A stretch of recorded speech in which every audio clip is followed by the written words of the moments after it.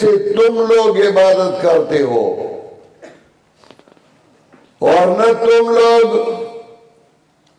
اس طریقے سے عبادت کرتے ہو جس طریقے سے میں عبادت کرتا ہوں۔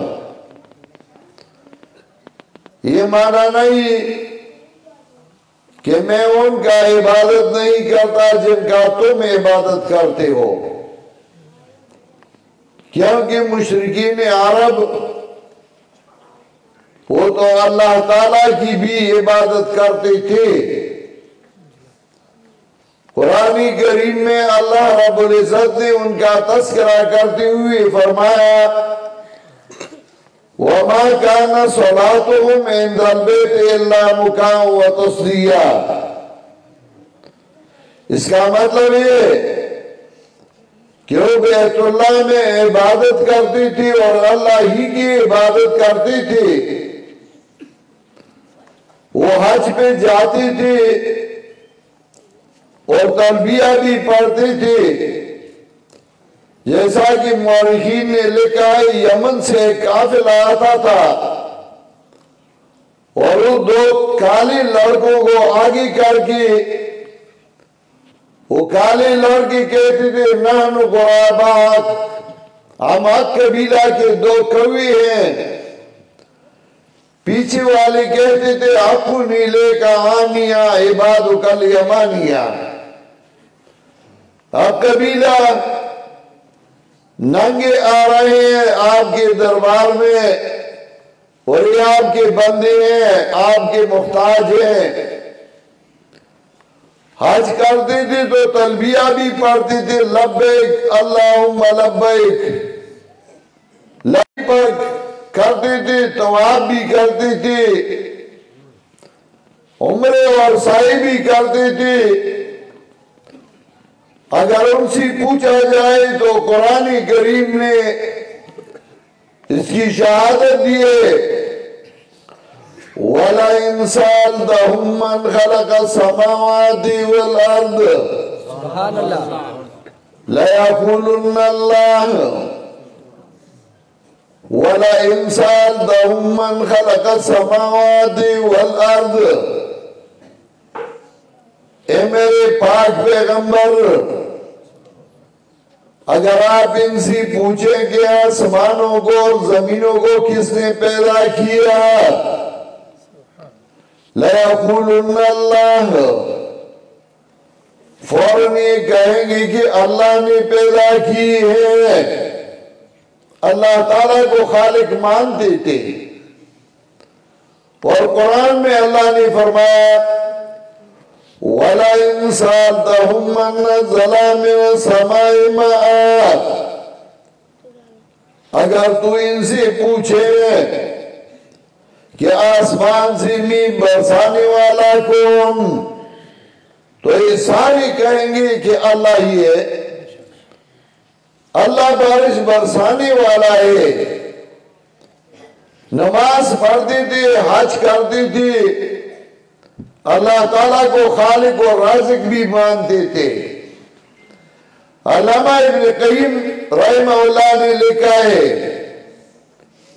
کہ اگر ان سے پوچھے قالوا وَإِقْرَارُ الْعِبَادِ بِأَنَّهُ خَلَّقَهُمْ وَمُنْتَهَى الْإِيمَانِ،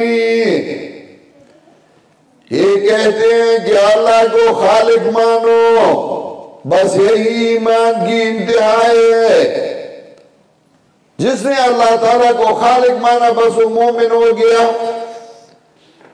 قالوا وَإِقْرَارُ الْعِبَادِ بِأَنَّهُ خَلَّقَهُمْ وَمُنْتَهَى الْإِيمَانِ وَالنَّاسُ فِي الْإِيمَانِ شَيْءٌ وَاحِدٌ كَالْمُشْرِكِ عِنْدَ تَمَاثُلِ الْأَصْنَامِ، سارے لوگ ایمان میں ایک جیسے ہیں، سارے مسلمان ہیں اور ایسے ایک جیسے ہیں جیسا کہ کنگھی کے جو دندے ہوتے ہیں وہ ایک جیسے ہیں، یہ بھی ایک جیسے مسلمان ہیں، سارے مسلمان ہیں۔ فَسَأَلْ أَبَا جَهْلٍ وَشِيعَتَهُ وَمَنْ وَلَهُمْ مِنْ عَابِدِ الْأَوْثَانِ۔ پھر ابو جہل سے پوچھو اور ان لوگوں کا پوچھو جو درگاہوں کی عبادت کرتے تھے۔ فَصَلْ أَبَا جَهْلٍ وَشِيَّتَهُ وَمَنْ وَلَهُمْ مِنْ عَابِدِ الْأَوْثَانِ وَصَلِ الْيَهُودَ وَكُلَّ أَخْلَفِ مُشْرِكِينَ عبد المسیح مقبل صلبانی۔ یہودیوں سے پوچھو، ان مشرکین سے پوچھو جن کا خطبہ بھی نہیں ہوا ہے۔ فَصَلْ أَبَا جِنِّ اللَّعِينِ أَتَعْرِفُوا الْخَلَّاقَ أَمْ أَصْبَحْتَ ذَا نُكْرَانِ۔ جنات کے والد ابلیس ہی پوچھو کہ تم خالق مانتے ہو یا نہیں مانتے؟ فَلْيَبْشِرُوا مَا فِيهِ مِنْ كَافِرٍ هُمْ عِنْدَ جَهْمٍ كَامِلُ الْإِيمَانِ۔ پھر تو بشارت دے لو کہ کوئی بھی کافر نہیں ہے، سارے مسلمان ہیں۔ صرف یہ ایمان نہیں کہ کوئی یہ کہے کہ میں مومن ہوں، اللہ تعالیٰ کو خالق مانتا ہوں، رازق مانتا ہوں۔ یہ تو مشرکین عرب بھی مانتے تھے، وہ بھی تلبیہ پڑھتے تھے، لیکن جب وہ تلبیہ پڑھتے تھے تو آخر میں ایک لفظ پڑھتے تھے۔ رسول اللہ صلی اللہ علیہ وسلم نے ان کو اس لفظ سے منع کیا۔ ان کا لفظ کیا تھا؟ لبیک اللہم لبیک، لبیک اللہ آپ کے دربار میں آیا ہوں، آپ کے دربار میں آیا ہوں، لبیک اللہم لبیک۔ اور آج کل کے مسلمان جو اپنے آپ کو مسلمان کہتے ہیں وہ کیا کہتے ہیں؟ لبیک یا رسول اللہ۔ وہ کہتے تھے لبیک اللہم لبیک، یہ کہتے ہیں لبیک یا رسول اللہ، پھر بھی مسلمان۔ لبیک اللہم لبیک، لبیک لا شریک لک لبیک، آپ کے دربار میں آیا ہوں، آپ کا کوئی شریک اور کوئی سانجا نہیں، یہ بھی کہتے تھے۔ لیکن آخر میں کہتے اِلَّا شَرِيكٌ وَلَكَ تَمْلِكُهُ وَمَا مَلَكَ، مگر آپ کا وہ شریک ہے، آپ کا وہ حصہ دار ہے جس کو آپ نے اختیارات دی ہیں، وہ خود اختیار مند نہیں۔ اگر کوئی مسلمان یہ کہے اور اس کا یہ عقیدہ ہو پھر بھی وہ مسلمان ہے۔ مشرکین کا یہ عقیدہ تھا کہ اللہ نے ان نیک بندوں کو اختیارات دی ہیں، یہ خود اختیار میں نہیں، اللہ نے ان کو اختیارات سونپے ہیں، اور یہ ہمارے حاجت روائی اور حاجات پورا کرنے والے ہیں۔ ان کا عقیدہ سورہ یونس آیت نمبر 18 میں اللہ نے ذکر کیا، وَيَعْبُدُونَ مِن دُونِ اللَّهِ مَا لَا يَضُرُّهُمْ وَلَا يَنفَعُهُمْ وَيَقُولُونَ هَؤُلَاءِ شُفَعَاؤُنَا عِندَ اللَّهِ، یہ اللہ کے بغیر ان کی عبادت کرتے ہیں جو نہ ان کو ضرر پہنچا سکتے ہیں اور نہ نفع پہنچا سکتے ہیں۔ وَيَقُولُونَ هَؤُلَاءِ شُفَعَاؤُنَا عِندَ اللَّهِ، اور یہ مشرکین کہتے ہیں جن کو ہم پکارتے ہیں یہ ہمارے سفارشی ہیں اللہ کے ہاں، ہم ان کو کہتے ہیں اور یہ ہمارے سفارشی ہے۔ آج کل جو اپنے آپ کو مسلمان کہتے ہیں ان کا عقیدہ کیا ہے؟ کہتے ہیں ہم اولیاء کرام کو تو خدا نہیں مانتے، ہم تو اولیاء کرام کو سفارشی مانتے ہیں۔ بادشاہ کے پاس اگر جانا ہو تو کسی سفارشی کی ضرورت نہیں پڑتی، جج کے لیے وکیل کی ضرورت نہیں پڑتی، تو یہ بھی ہماری سفارشی ہیں، نیک بندی ہیں، اولیاء کرام ہیں، ہم ان کو کہتے ہیں اور یہ ہماری سفارش کرتے ہیں اللہ کے ہاں۔ ابھی جو اپنے آپ کو مسلمان کہتے ہیں ان کا یہ عقیدہ ہے، اور پھر یہ عقیدہ رکھتے ہیں کہ جن کو ہم پکارتے ہیں وہ ہماری آوازیں سنتے ہیں، ہمارے حال سے باخبر ہے۔ جب یہ عقیدہ بن جائے کہ وہ ہمارے حال سے باخبر ہے، ہماری آوازیں سنتے ہیں، پھر اس کے بعد ان کے نام پہ پکارتے ہیں، اور پھر اس کے بعد اس کی عبادت کرتے ہیں، ان کے نام پہ نظر و نیاز دیتے ہیں۔ قرآن کریم میں اللہ تعالیٰ نے ان 4 قسم کے شرک کی تردید کی۔ پہلا ہی کہ عالم الغیب، اللہ کے بغیر کوئی نہیں، غیب کو سمجھنے والے، غیب پر علم رکھنے والے وہ صرف اللہ ہی ہے، اللہ کے بغیر کوئی نہیں۔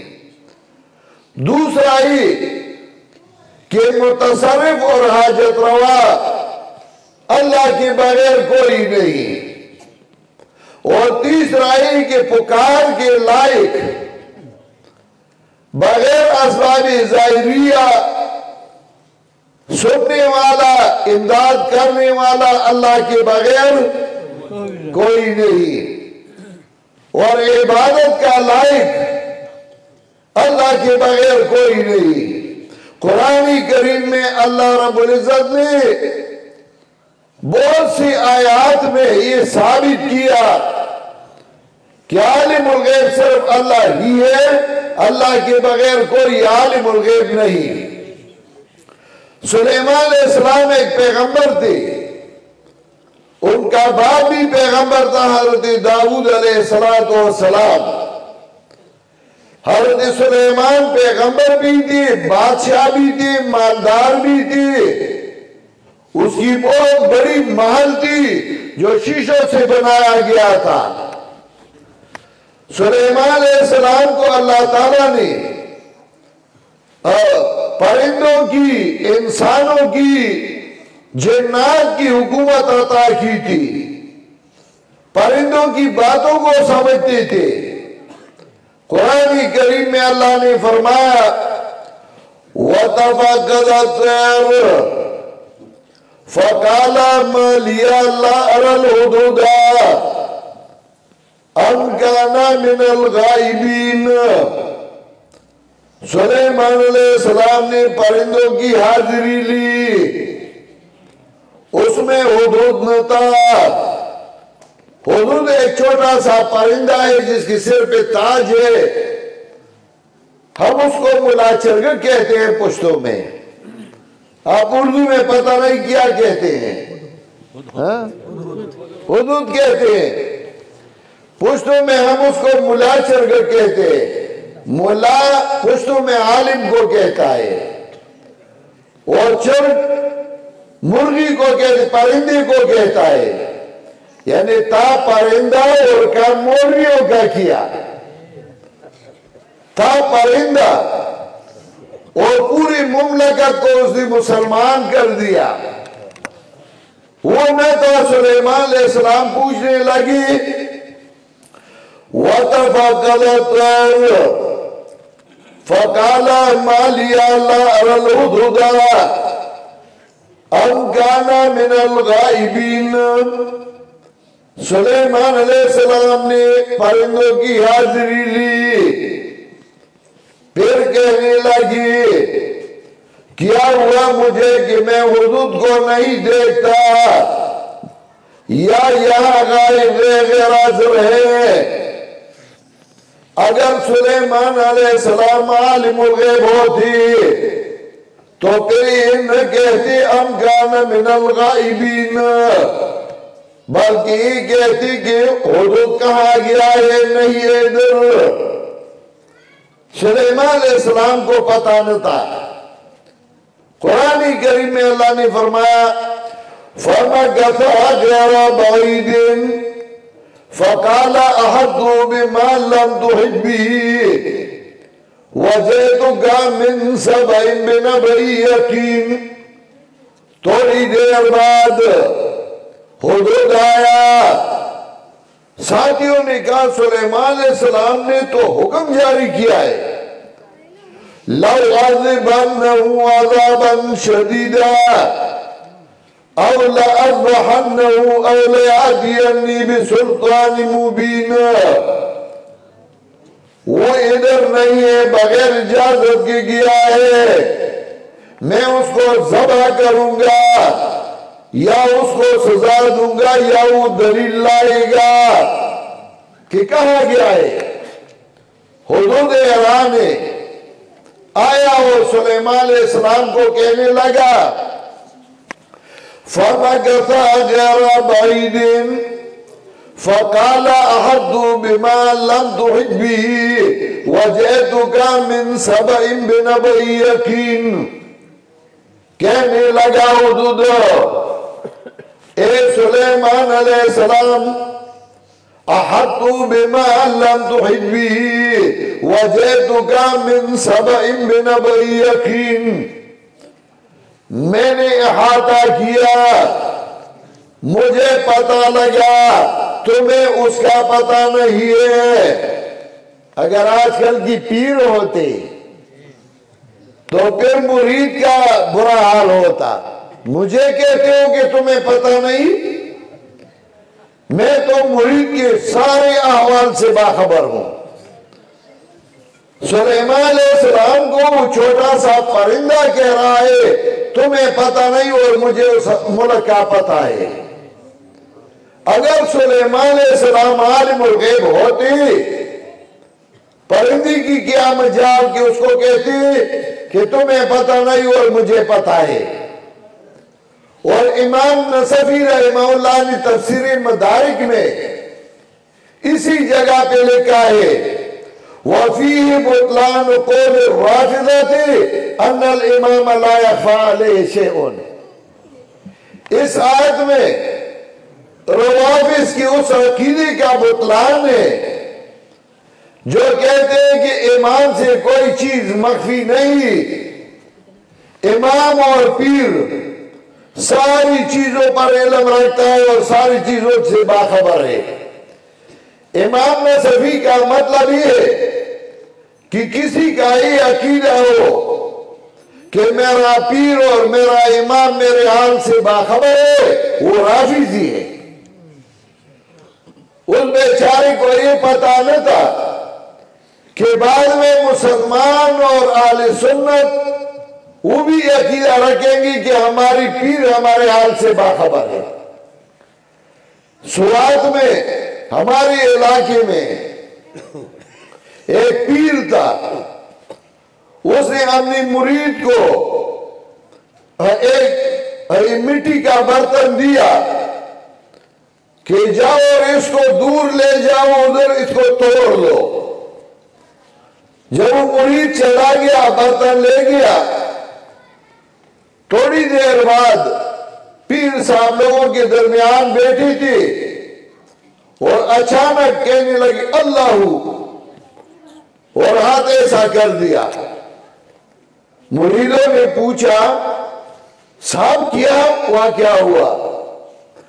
پیر صاحب کہنے لگی کہ میرے مرید کے پاس برتن تھا اور وہ ندی کی کنارے گیا تھا، وہ برتن اسی کے ہاتھ سے گر گیا، میں نے فوراً ہاتھ آگے کیا تاکہ اس کو بچا لوں، لیکن وہ ٹوٹ گیا۔ لوگ حیران ہو گئے۔ تھوڑی دیر بعد وہ مرید آیا، جب وہ اندر داخل ہوا، وہ ہمارے جیسے سادہ بندہ تھا، لوگوں نے اسے پوچھا کہ تم سے برتن ٹوٹ گیا ادھر ندی کے کنارے؟ اس نے کہا ہاں۔ لوگوں نے کہا دیکھو پیر صاحب مرید کے حال سے باخبر ہے نا۔ تو اس کو کہنے لگی کہ تم کیا کر رہے تھے کہ برتن ٹوٹ گیا؟ اس نے کہا مجھے تو پیر صاحب نے کہا تھا کہ لے جاؤ ادھر پتھر مارو توڑ دو۔ یہ کام کرتے ہیں اور پھر کہتے ہیں کہ پیر صاحب مرید کے حال سے باخبر ہے۔ سلیمان علیہ السلام کتنے بڑے پیغمبر، بادشاہ، لیکن اس کو پوری مملکت کا پتہ نہیں، اور پرندہ کہہ رہا ہے کہ تمہیں پتہ نہیں اور مجھے پتہ ہے۔ میرے والد صاحب اللہ کی رحمت ہے، ان بھی ہم جٹ پٹھان ہیں، ہمارے خاندان میں کوئی مولوی نہیں گزرا تھا، زمیندار لوگ ہیں، اپنی زمینیں کاروبار ہیں۔ والد صاحب نے علم کیا، پھر اس کے بعد تھوڑا بہت میں نے کیا۔ تو میرے والد صاحب ایک زمیندار کے بیٹے تھے، زمیندار تھی، اس نے قرآن کریم کا درس شروع کیا اپنے علاقے میں، اور الحمدللہ پھر اس کے درس میں ہزاروں لوگ شامل ہوتے تھے، اور اب ان کی دعائیں میرے درس میں ہر سال رمضان میں 45 سے 50 ہزار لوگ شریک ہوتے ہیں۔ ابھی الحمدللہ ہمارے دورہ حدیث میں تقریباً 300 طلبہ ہیں، افتاح میں تقریباً 55 طلبہ ہیں، اس میں خواتین بھی ہیں، مرد بھی ہیں۔ میرے رمضان کے درس میں تقریباً 15,000 خواتین شرکت کرتی ہے۔ طالب علم تھا افغانستان کا، بڑا دلیر تھا، اور پھر جہاد میں شہید ہوا افغانستان میں۔ وہ اٹھا افغانستان میں ایک علاقہ ہے شنکورک، تو اس طالب علم کو لوگ شنکورک ملا کہتے تھے۔ وہ شنکورک ملا اٹھا اور کہنے لگا حضرت میں بتاتا ہوں، آپ میں ایک کام کرنے لگا، حالانکہ تھا بڑا دلیر۔ تھوڑی دیر میرے والد صاحب چھپ تھے اور اس کی طرف دیکھ رہی تھی، اور شنکورک ملا کام رہا ہے، کچھ نہیں کہتا۔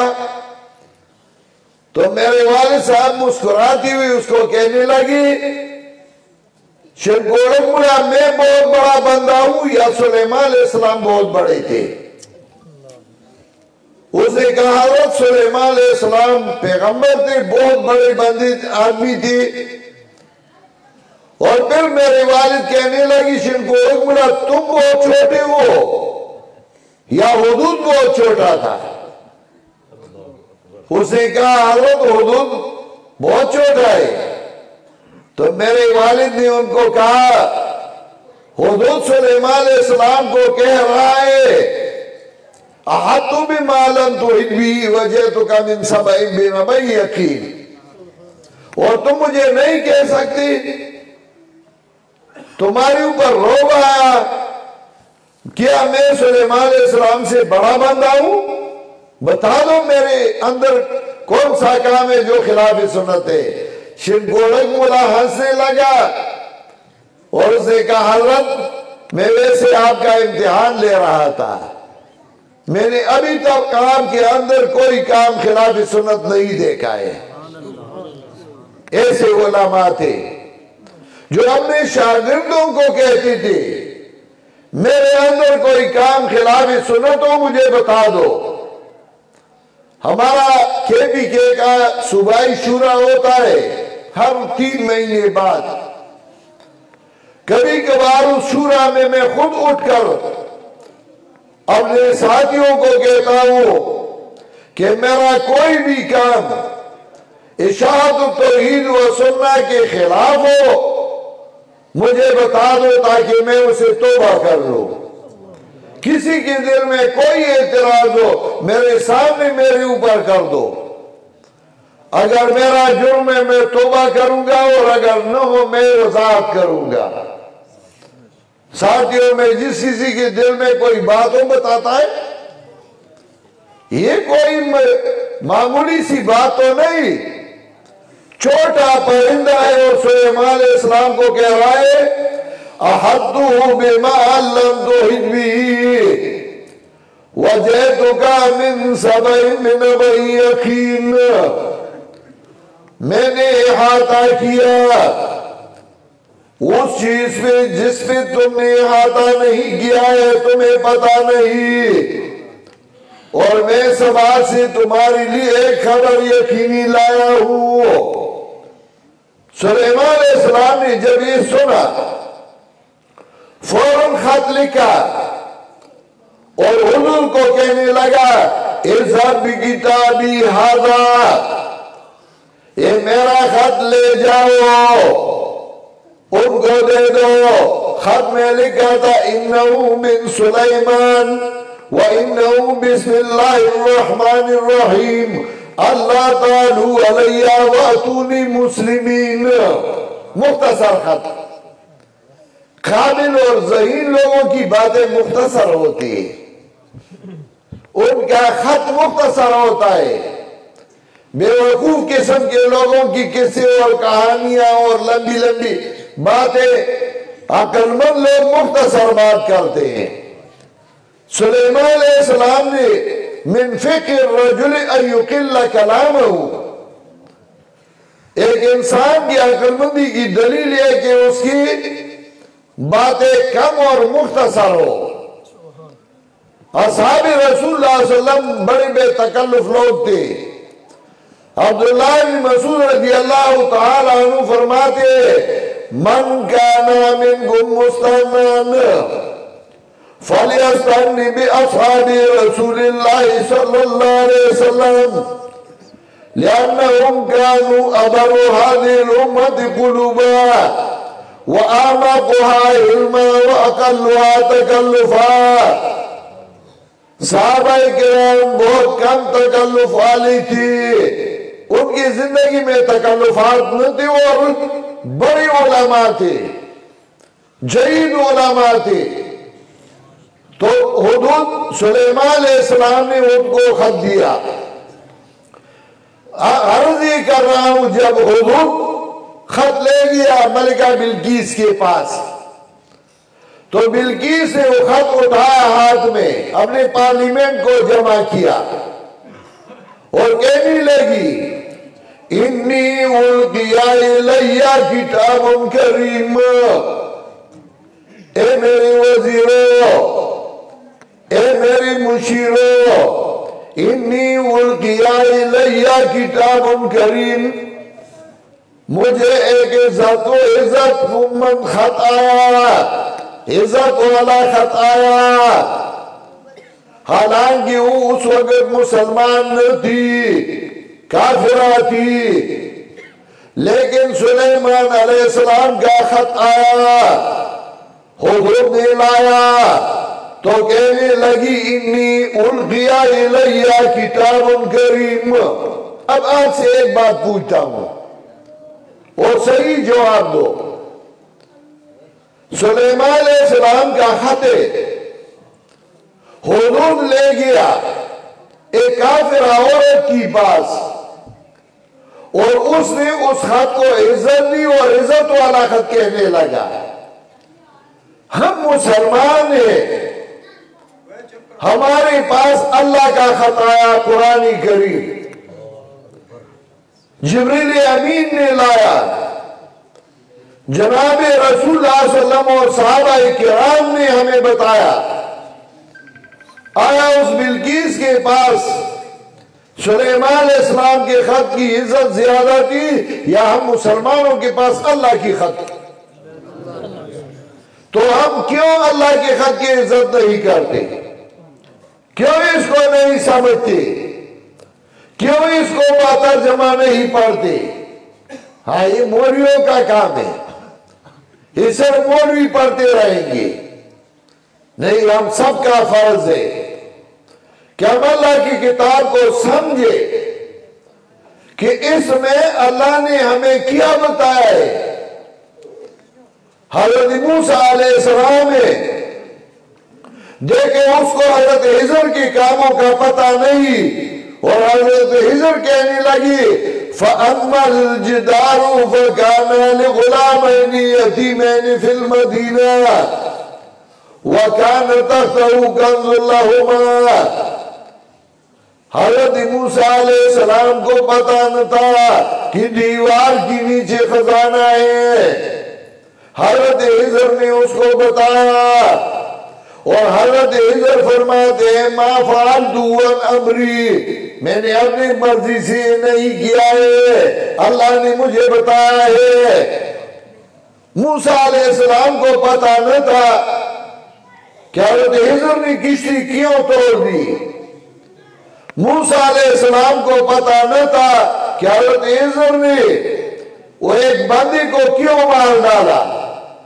اور آج کل کی پیروں کو مریدوں کا پتہ ہے، جب کسی کا یہ عقیدہ بنتا ہے کہ عالم الغیب اللہ کے بغیر اور کوئی ہے، متصرف اللہ کے بغیر اور کوئی ہے، اس کو کہا جاتا ہے شرک۔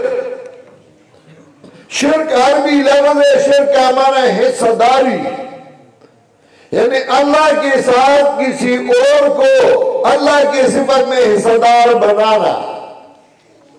اور شرک ایسی بیماری ہے کہ اللہ نے فرمایا اِنَّ اللَّهَ لَا يَغْفِرُ وَيُشْرَكَ بِهِ وَيَغْفِرُ مَا دُونَ ذَلِكَ لِمَن يَشَاءُ۔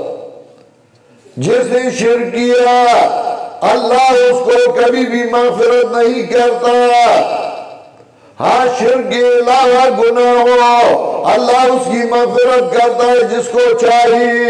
وَمَن يُشْرِكْ بِاللَّهِ فَقَدْ ضَلَّ ضَلَالًا بَعِيدًا۔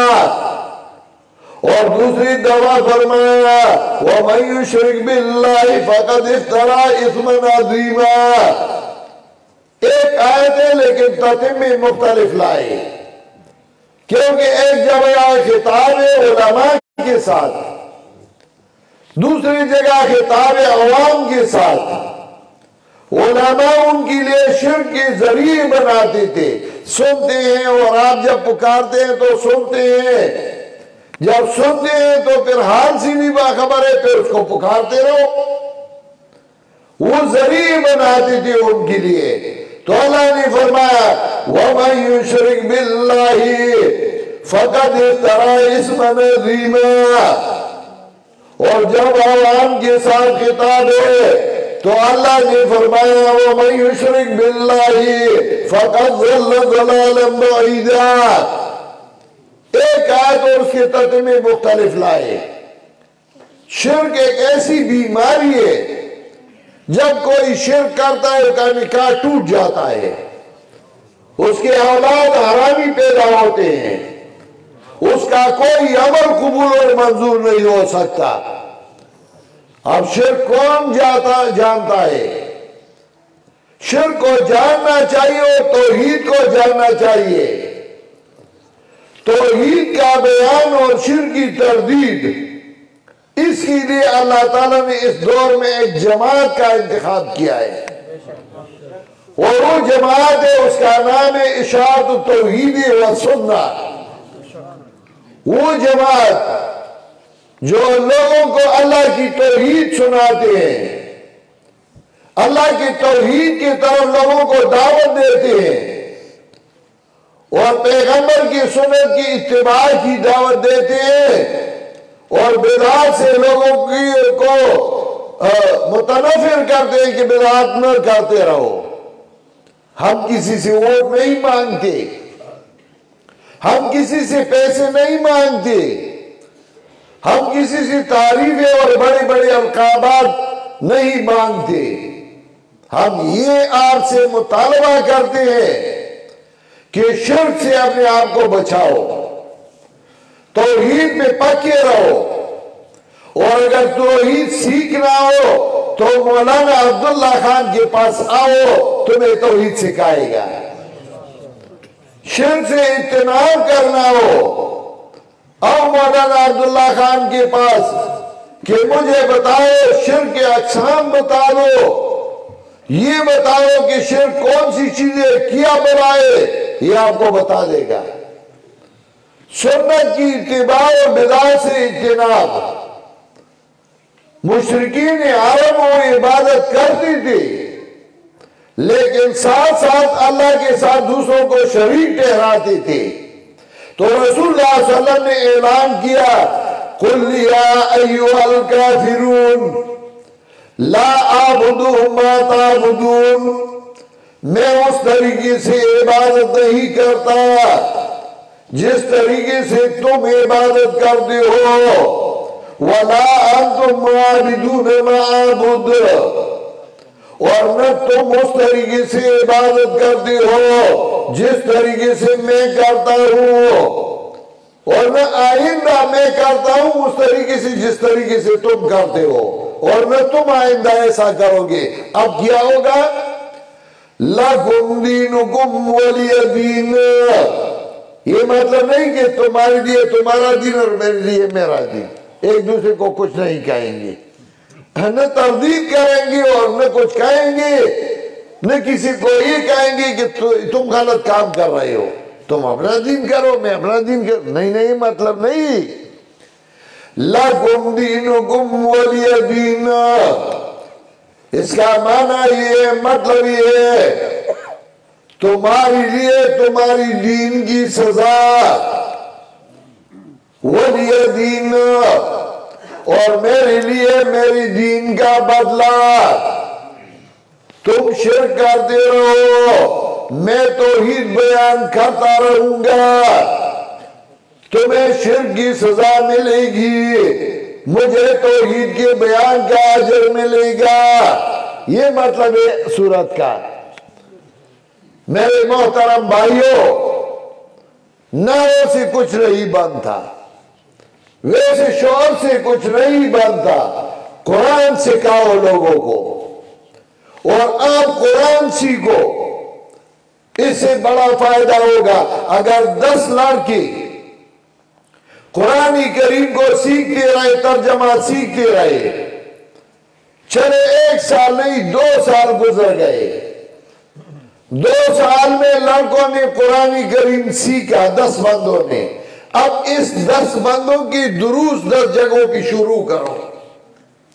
ہمارے گاؤں میں اسکول کا لڑکا درس قرآن دیتا ہے، کالج کا لڑکا قرآن کریم کا درس دیتا ہے، خواتین قرآن کریم کے دروس دیتے ہیں۔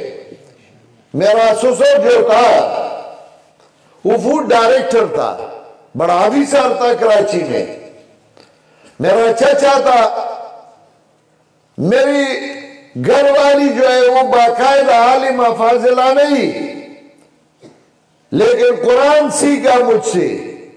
انہوں نے 2 جلدوں میں قرآن کریم کا ترجمہ اور ہر سورت کا خلاصہ لکھا، اور 3 دفعہ چھپ گیا۔ لوگ بڑے شوق سے لیتے ہیں کیونکہ بامحاورہ ترجمہ ہے۔ ہمارے گاؤں میں خواتین بھی قرآن کریم کی دروس دیتی ہیں، 3000 خواتین قرآن کریم کے مدرسین ہیں، اور ہمارے گاؤں میں جب کوئی لڑکا اور لڑکی بالغ ہوتی ہے وہ قرآن کریم کو باقاعدہ سمجھتے ہیں۔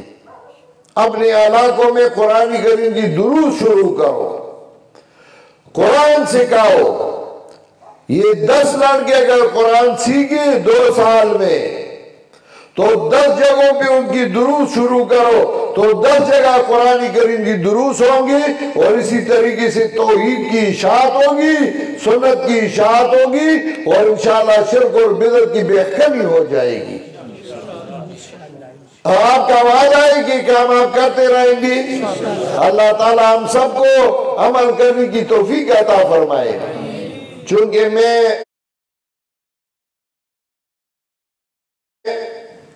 کل سوات گیا تھا، پروگرام تھے، تقریباً اگلے مہینہ میں جنوری میں نے جو اپنا ڈائری لکھتا ہوں تو میرا ایک منتھلی رسالہ نکلتا ہے، ماہانہ رسالہ التوحید و سنہ کے نام سے، جس کی سرکولیشن تقریباً 5000 تک ہے، کاپیاں نکلتی ہیں۔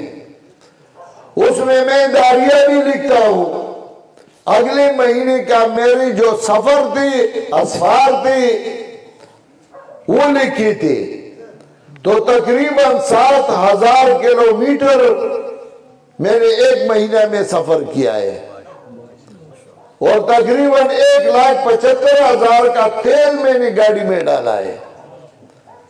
تو اتنے اسفار، اتنے سفر، یہ ہم صرف اسی لیے کرتے ہیں اور کوئی مقصد نہیں ہے۔ اب آج ادھر آیا ہوں، صبح گھر سے نکلا ہوں تو نہایت تھکاوٹ ہے، اور میرا ارادہ یہ تھا کہ میں 10 یا 15 منٹ آپ سے مخاطب ہوں گا، لیکن آپ کی شوق، آپ کا محبت، آپ کا خلوص وہ مجھے کھینچ کر لاتا ہے، تاکہ اگر میں صبح تک درس دیتا رہوں تو مجھے کوئی تھکاوٹ نہیں ہوگی، ساتھ اس کی کہ میں تھکا ہوا ہوں لیکن تھکاوٹ کا اثر نہیں پڑتا۔ یہ آپ کی خلوص اور آپ کی محبت ہے، اور یہ مولانا عبداللہ خان اور یہاں کے علماء کی محنت ہے، ان کی قدر کرو۔ انہوں نے آپ کے ساتھ بڑی خلوص سے، بڑی محبت سے آپ کو توحید سنائے اور توحید بتائے، ان کی قدر کرو، ان سے قرآن سیکھو۔ اللہ تعالیٰ ہم سب کا حافظ و ناصر ہو۔ دربار خداوندی میں دعا گو ہوں کہ ہم سب کو اس پر عمل کرنے کی توفیق عطا فرمائے۔ وآخر دعوانا ان الحمدللہ رب العالمین۔ دعا کیجئے۔